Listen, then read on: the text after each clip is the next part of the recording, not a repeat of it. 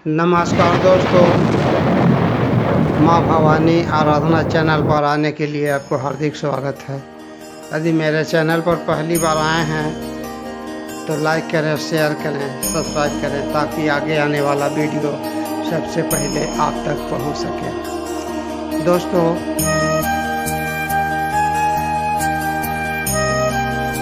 सनातन धर्म में श्राद्ध पक्ष का बहुत ही बड़ा महत्व है। श्राद्ध पक्ष 29 सितंबर 2023 से प्रारंभ हो रही है और इसका समापन 14 अक्टूबर 2023 तक होगी। श्राद्ध पक्ष में सभी मृत आत्माएं, सभी मृत पूर्वज को धर्मराज 15 दिन के लिए मुक्त कर देते हैं और मृत आत्माएं पृथ्वी लोक में आ जाते हैं और यह आशा लगाए होते हैं कि उनके परिवार के लोग उनके लिए दान करें, तर्पण करें, पिंड दान करें। समर्थ के अनुसार आप बहुत सारे चीज़ दान कर सकते हैं, जैसे शयन दान कर सकते हैं, अन्न दान कर सकते हैं, स्वर्ण दान कर सकते हैं, पिंड दान कर सकते हैं, वस्त्र दान कर सकते हैं, जिससे आपके पूर्वज, आपके मृत आत्माएं, आपके कुल देवता की संतुष्टि हो सके, प्रसन्न हो सके। जब आपके मृत पूर्वज प्रसन्न हो जाते हैं तो आपको ढेर सारे आशीर्वाद देके जाते हैं। उनकी आशीर्वाद से आप सालों साल खुशियाँ और आनंदमय जीवन बिताने लगते हैं। यदि आप ऐसा नहीं करते हैं अपने मृत पूर्वजों के लिए तो नाराज हो जाते हैं और क्रोधित होकर श्राप देके चले जाते हैं, जिससे कठिनाइयों का सामना करना पड़ता है। नाना प्रकार के समस्याओं से आप घिरे रहते हैं और आप समझ नहीं पाते हैं कि क्यों ऐसा कष्ट आ रहा है। इसलिए सभी लोगों को अपने मृत पूर्वजों के लिए इस श्राद्ध पक्ष में करना चाहिए। जहाँ तक समर्थ हो कर सकते हैं। यदि आप दान, तर्पण, पिंड दान, वस्त्र दान, स्वर्ण दान, अन्न दान, शयन दान नहीं कर सकते हैं तो आप कौवे को पितृपक्ष के मौके पर आप भोजन करा सकते हैं। पीपल के पेड़ में शक्कर मिश्रित, दूध मिश्रित जल अर्पित कर सकते हैं या सरसों के तेल का दीपक जला सकते हैं। इससे भी आपके मृत पूर्वज खुश होते हैं, उनको आत्मा तृप्त होती है तो आपको आशीर्वाद देते हैं। आप गाय को गुड़ और रोटी खिला सकते हैं। इससे भी मृत पूर्वज प्रसन्न होते हैं, उनकी आत्मा तृप्त होती है। जितना तृप्त होगी उनकी आत्मा उतना ही आपको आशीर्वाद दे करके जाएंगे।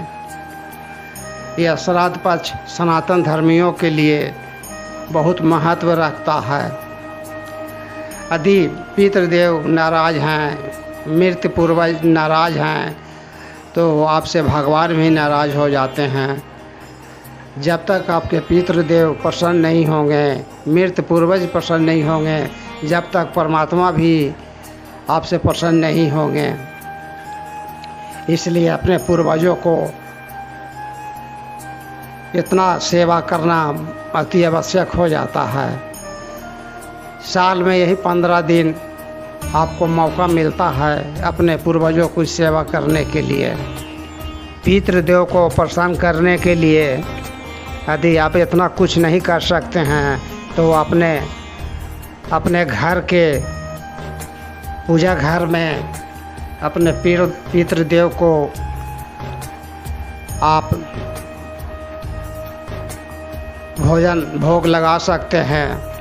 उनकी पसंदीदा भोजन जो हुआ करता था उस वस्तु का भोजन आप लगा सकते हैं, दीपक जला सकते हैं। इससे भी पितृदेव प्रसन्न होते हैं। आप दूध, मिठाई, फल फूल, पकवान भी आप अर्पित कर सकते हैं।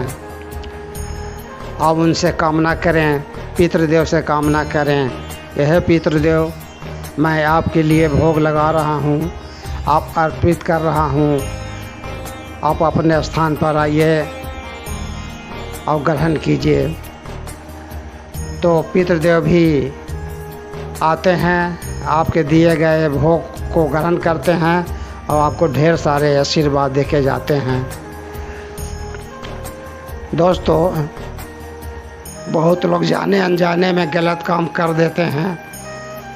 श्राद्ध पक्ष में कौन सा कार्य करना चाहिए, कौन सा कार्य नहीं करना चाहिए।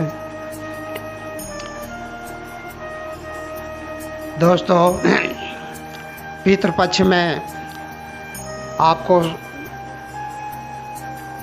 15 दिन के लिए आपको सात्विक भोजन ही करना पड़ेगा, सात्विक भोजन ही करना चाहिए, शुद्ध भोजन ही करना चाहिए। कोई भी नया वस्तु पितृपक्ष में नहीं खरीदना चाहिए। यदि जाने अनजाने खरीद चुके हैं तो उस वस्तु को ज़रूरतमंदों को दान दे दीजिए, घर में नहीं रखिए, इससे आपको हानि हो सकता है। इसलिए पितृपक्ष के मौके पर कोई नया चीज़ नहीं खरीदनी चाहिए। किसी पशु पक्षी, कीड़े मकोड़े या किसी वृद्ध व्यक्ति को अपमान न करें, इससे भी आपके मृत पूर्वज नाराज़ हो जाते हैं। सभी को सेवा करें।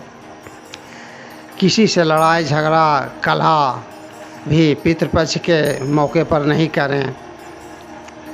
यदि आप समर्थवान हैं तो ज़रूरतमंदों को आप वस्त्र दान कर सकते हैं, मृत पूर्वजों के लिए अन्न दान कर सकते हैं, स्वर्ण दान कर सकते हैं, जैसे कि कांसा, पीतल, तांबा, जहाँ तक आप समर्थवान हैं आप दान कर सकते हैं। इससे भी आपकी पूर्वज प्रसन्न होते हैं और आशीर्वाद देते हैं। गया जिले के विष्णुपद धाम में लाख लोग आते हैं। देश विदेश से लोग अपने मृत पूर्वजों को संतुष्टि करने के लिए, प्रसन्न करने के लिए दान, तर्पण, पिंड दान, अन्न दान, वस्त्र दान करने के लिए आते हैं, ताकि मृत पूर्वज प्रसन्न हो, उन्हें संतुष्टि मिले और मुझे शुभ आशीर्वाद दे करके पृथ्वी लोक से लौट करके जाए। इसलिए यदि आपको समय मिलता है तो आप विष्णु धाम में आकर के आप पिंड दान कर सकते हैं, तर्पण कर सकते हैं, अन्न दान, वस्त्र दान, कांसा, पीतल दान कर सकते हैं और अपने मृत पूर्वजों को प्रसन्न कर सकते हैं और सालों साल आप आनंदपूर्वक जीवन बिताने लगते हैं और बिताइए। धन्यवाद। माता रानी सबको रक्षा करे।